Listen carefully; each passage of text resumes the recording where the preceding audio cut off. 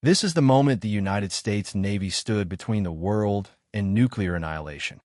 October 1962. At the height of the Cuban Missile Crisis, the United States made a decision that would test not just its military power, but its discipline, its patience, and its ability to control that power under unimaginable pressure, as American warships moved into position around Cuba, forming a naval blockade that was not just a line in the ocean, but a message to the world, a declaration that the United States was ready to act, ready to defend, and ready to escalate if pushed, yet determined to stop a nuclear threat without triggering the very war it feared, a balance so fragile that even the smallest miscalculation could have set the world on fire. In Washington, President John F. Kennedy faced one of the most difficult decisions any leader had ever encountered, because the discovery of Soviet nuclear missiles in Cuba meant that, for the first time, American cities were within immediate striking distance, and the pressure to act decisively was overwhelming,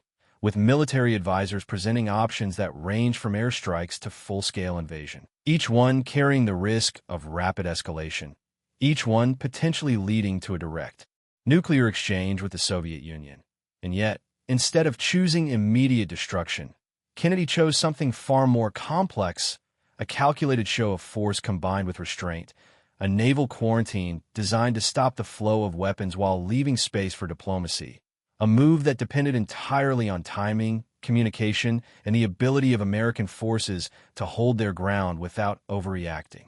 Out in the Atlantic, the United States Navy became the physical embodiment of that strategy, as aircraft carriers, destroyers, and support ships spread across the waters surrounding Cuba, tracking Soviet vessels, intercepting movements, and preparing for the possibility that any encounter could escalate into open conflict, because no one knew how the Soviet Union would respond, whether they would turn back, challenge the blockade, or attempt to break through by force. And every radar contact, every sonar signal, every unidentified movement carried with it the weight of uncertainty, as young sailors and seasoned officers alike operated under rules of engagement that required not just readiness to fight, but the discipline to wait. The world watched from above, but the most dangerous moments of the crisis were unfolding below the surface, hidden in the cold, dark depths of the ocean, where Soviet submarines had already taken position, operating in silence, cut off from reliable communication, and in some cases armed with nuclear torpedoes that could change the course of history in a single instant. Weapons that were not widely known to American forces at the time, creating a situation where both sides were operating with incomplete information, increasing the risk that one misinterpreted action could lead to irreversible consequences. Among those submarines was B-59, a diesel-powered vessel that found itself deep underwater, surrounded by American naval forces that had detected its presence and were attempting to force it to surface using practiced depth charges, small explosive signals designed to communicate rather than destroy, a standard naval tactic intended to send a clear message without escalating to lethal force. Yet inside the submarine, the situation felt anything but controlled because the crew had been submerged. For extended periods, their batteries were running low, the air was growing thick and difficult to breathe,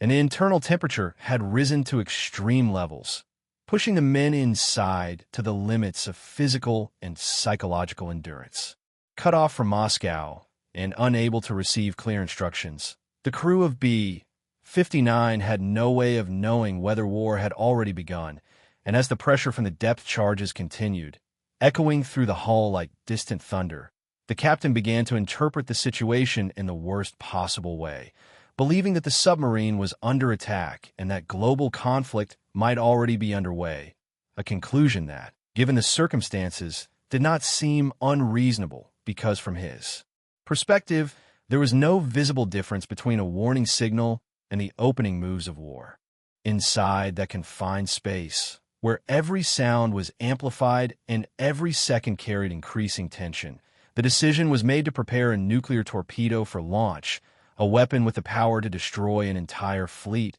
and under Soviet protocol, its use required the agreement of 3 senior officers on board, a safeguard designed to prevent a single individual from initiating nuclear war. Yet under extreme pressure, That safeguard was now being tested in real time as two of those officers leaned toward authorization, driven by the belief that they were already under attack and that immediate retaliation was justified. The final voice in that decision belonged to Vasily Arkhipov, a man whose role in this moment would remain largely unknown for years, yet whose actions would prove to be among the most consequential of the entire Cold War, because unlike the others, he questioned the assumption that war had already begun. He analyzed the situation with a level of clarity that cut through the fear and confusion surrounding him. And he argued that the depth charges were not an act of aggression, but a signal, a way for the Americans to force the submarine to surface without escalating the conflict beyond control.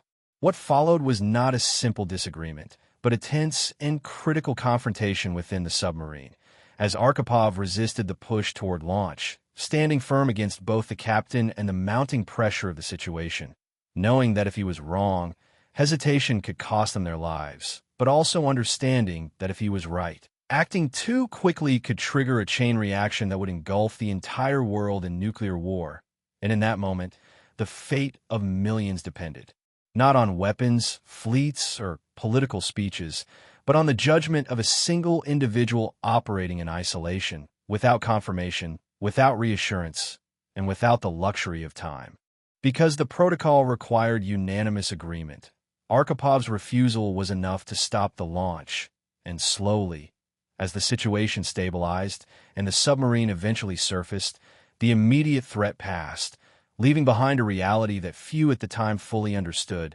that the world had come closer to nuclear war than almost anyone realized, and that a single decision, made under extreme conditions, had prevented an irreversible catastrophe. Above the surface, American forces continued their operations, unaware of how close they had come to being the targets of a nuclear strike, maintaining the blockade, tracking Soviet movements, and holding their positions with a level of discipline that reinforced the broader strategy, because the success of the quarantine depended not just on military strength, but on the ability to apply pressure without crossing the line into open conflict, a balance that required constant judgment and restraint at every level of command. As the days passed, the tension began to ease, diplomatic channels opened,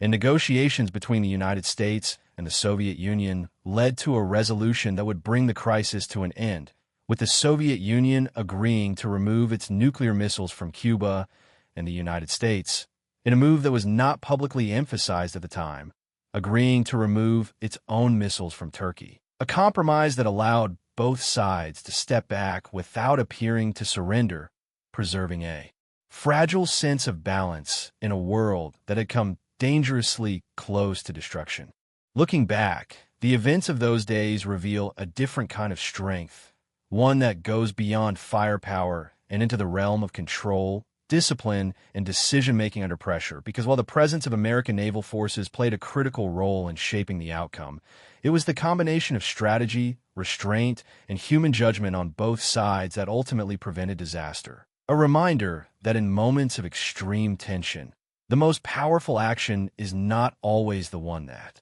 is taken, but the one that is consciously avoided. There were no explosions to mark the end of the crisis, no battlefield victories to celebrate, only the quiet understanding that the world had survived something it might not have been able to endure, and that survival was the result of countless decisions made in real time by individuals who understood the weight of their actions and who chose, in those critical moments, to hold back rather than strike. For the United States, the crisis demonstrated not just military capability, but strategic maturity, the ability to project power while maintaining control over its use, to draw a line and enforce it without losing sight of the consequences, and to navigate one of the most dangerous confrontations in history without allowing it to spiral into catastrophe. A lesson that continues to resonate long after the ships left their positions and the world moved on. And for a brief, terrifying window of time, as American warships held the line in the Atlantic